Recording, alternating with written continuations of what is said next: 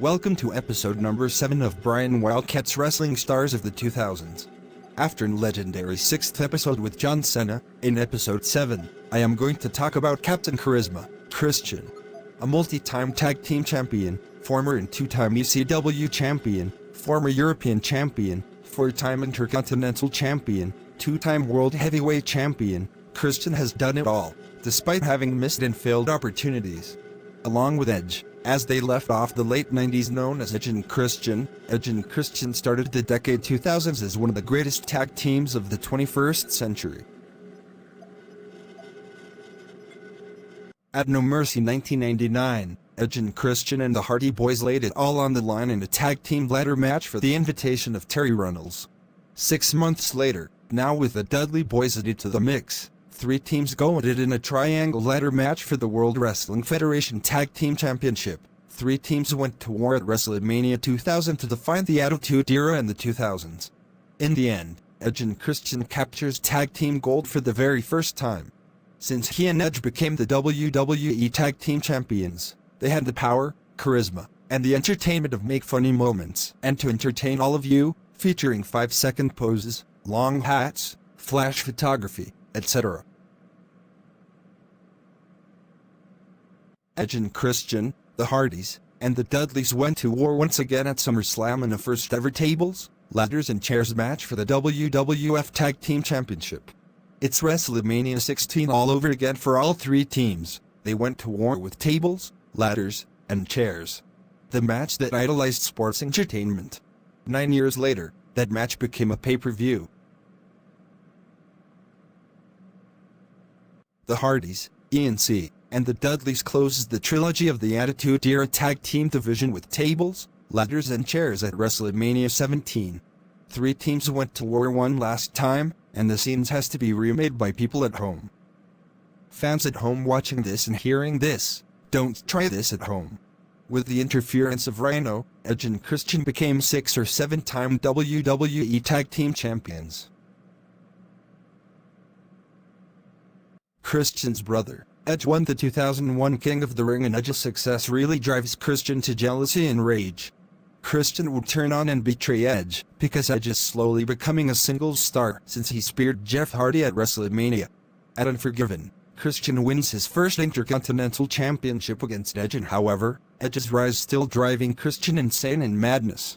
So a year later, Christian started a run of throwing a temper tantrum. No. Why?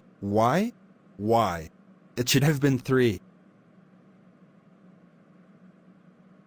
At WrestleMania 18, Christian made his hometown appearance in Toronto, Canada, and he faced Diamond Dallas Page for the WWE European Championship, and he failed to take the championship from DDP. However, he kept his temper and cooled off. But after the match, Christian throws a temper tantrum once again. Jim Ross on commentary would call that moment, "Oh no, give that boy a diaper and powder his bottom." There is one faction that disliked, despited, and trashed America. The Un-Americans. The faction, Canada Hates America.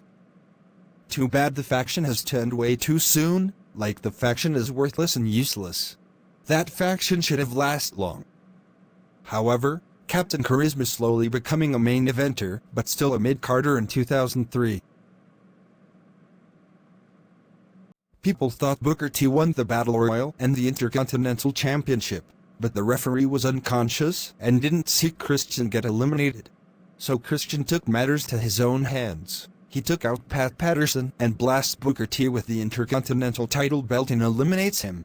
Christian wins his 2nd Intercontinental Championship and begun his peepulation. He cut his hair and made himself look like a star. Intercontinental Champion, him and Jericho manipulating Lita and Trish Stratus, and ended with friendship with Chris Jericho a couple of months later. This one had to be one of the most forgotten WrestleMania matches of all time. This match sadly got overlooked, and Chris Jericho and Christian had a forgotten feud, even over Trish Stratus. This one had to be one of Christian's most underrated matches of his career, because he's goddamn underrated. After Christian beat Jericho, Trish Stratus turned heel and aligns with Christian. On Aftermaths after WrestleMania 20, Christian brought out his problem solver, Tyson Tomko, and had an awesome Just Close Your Eyes version 1 theme song. And a couple of months later, Christian would quit the WWE and signs a new deal with TNA. At Genesis, on the same date where Eddie Guerrero passed away outside of wrestling, Christian Cage made his debut, and he's not taking orders from anybody. He begins his feud with the King of the Mountain, Jeff Jarrett, and sets his sights on the NWA World Heavyweight Championship. He's here to make an impact.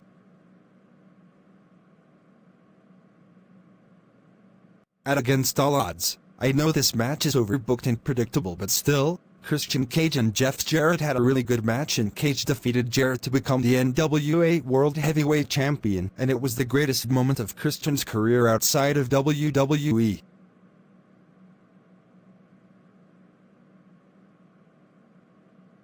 After he defeated Jeff Jarrett at Against All Odds to become the NWA World Heavyweight Champion, Christian Cage begins his feud with the monster, Abyss.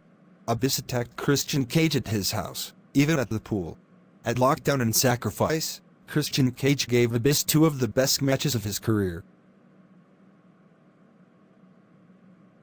At Hard Justice, Christian Cage turned heel when he blasted Sting with Jeff Jarrett's guitar when Sting coming off the top rope, and Cage helped Jarrett retain the NWA World Heavyweight Championship. And his best friend, Rhino, out to seek vengeance. At Bound for Glory, Christian Cage and Rhino went to war in a 8-mile street fight. It was a very physical fight. Like, this wasn't a match, it was a fight. The highlight of the bout is when Rhino piledrivers Cage off the apron and through a table.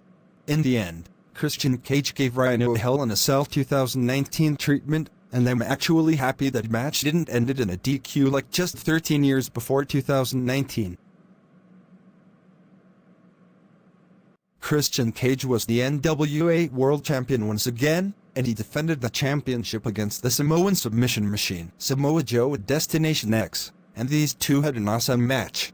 One of the best total non-stop action wrestling matches in history. Both guys made each other look good and made 2007 the best year in total non-stop action history, and Christian Cage had an amazing and solid run in total non-stop action wrestling until he quit and his contract was expired. On an episode of ECW, on February 10, 2009, Christian returned after 3 years and became the face of ECW, confronting Jack Swagger and set his sights on the ECW Championship. And during his feud with Jack Swagger and before he became the ECW Champion, he participated in the WrestleMania 25 Money in the Bank ladder match. It was a physical, suicidal, and a phenomenal match with car crashes on I-95. People been debating that Christian should have won that year's Money in the Bank ladder match since he returned after 3 years. At Backlash, Christian challenges Jack Swagger for the ECW title. It was the most important match of Christian's career. In the end, Jack Swagger tries to remove the turnbuckle, but Christian also removes the turnbuckle, which was undetected on the right. Jack Swagger went to the exposed turnbuckle on the right and boom, kills Witch. 1, 2, 3. Christian wins the ECW Championship. That moment put over Christian in 2009, and ECW in the 2000s decade made Christian who he really is right now. Christian is one of the most underrated guys of the 2000s. In your opinion on the comments section, what do you think was the most underrated wrestler of the 2000s? That's all I am going to talk about Christian during the 2000s. That's all, folks. I'll see you in episode number 8 where I am going to talk about the game, Triple H.